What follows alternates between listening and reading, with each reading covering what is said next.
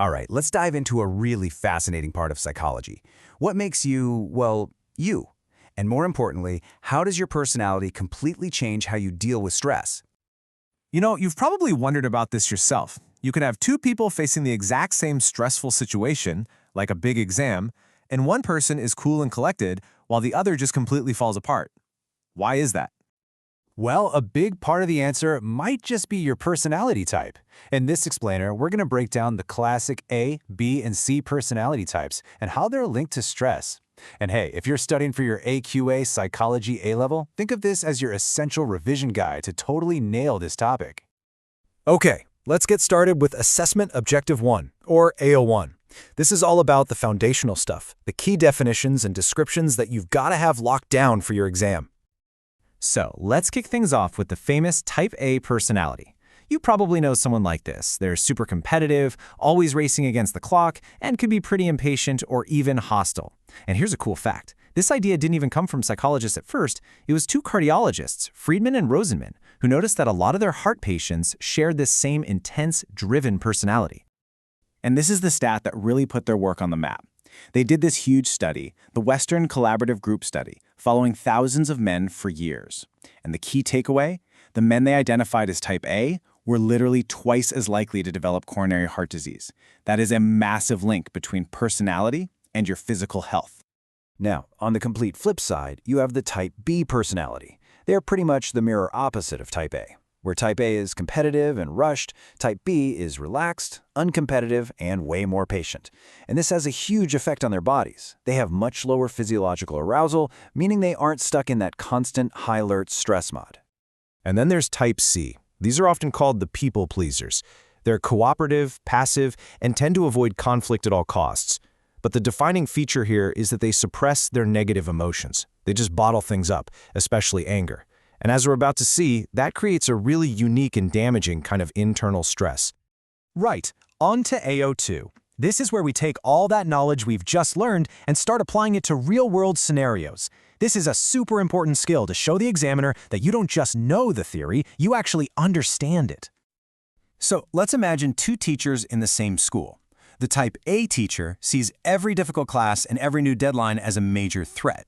They're working through lunch, they're always tense, their body is constantly firing on all cylinders. Now, the Type B teacher faces the exact same challenges but sees them as manageable hurdles. They take their breaks, they switch off. Same job, but a completely different world of stress. And this is a perfect example for Type C. Think about a nurse who is always helpful, always covering extra shifts, and never ever complains. On the surface, they seem like the perfect employee, right? But internally, by swallowing all that frustration and exhaustion, they're creating this chronic, invisible stress that can lead to burnout and even make them more vulnerable to getting sick. So how in the world can a personality trait actually cause a physical illness like heart disease? Well, it's like a biological chain reaction. That hostility part of the Type A personality constantly triggers the fight-or-flight response, leading to rushes of adrenaline. Over time, this wears down the system, leading to chronic high levels of the stress hormone cortisol. This, in turn, raises blood pressure and cholesterol, which physically damages the heart. It's a direct pathway from the mind to the body. Okay, here we go. This is the bit that will get you the top marks, AO3, evaluation.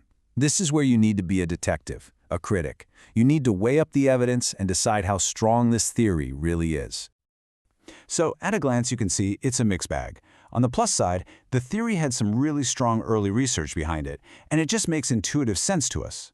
But, on the other hand, putting people into neat little boxes is way too simplistic, the original research had some big flaws, and the evidence linking Type C to illness is, well, it's pretty weak, to be honest. Let's dig into those weaknesses using our trusty GRAVE framework. We'll start with G for generalizability.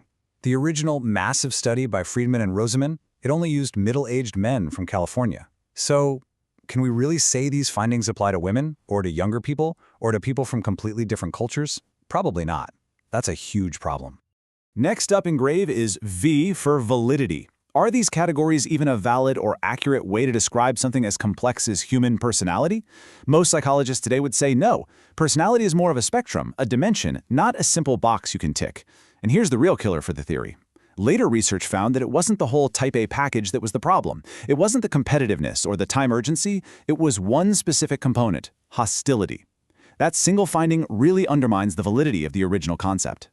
So, after picking all that apart, where do we land? What's the final verdict? For a top-grade essay, you need to pull all of these threads together into a really sharp, balanced conclusion.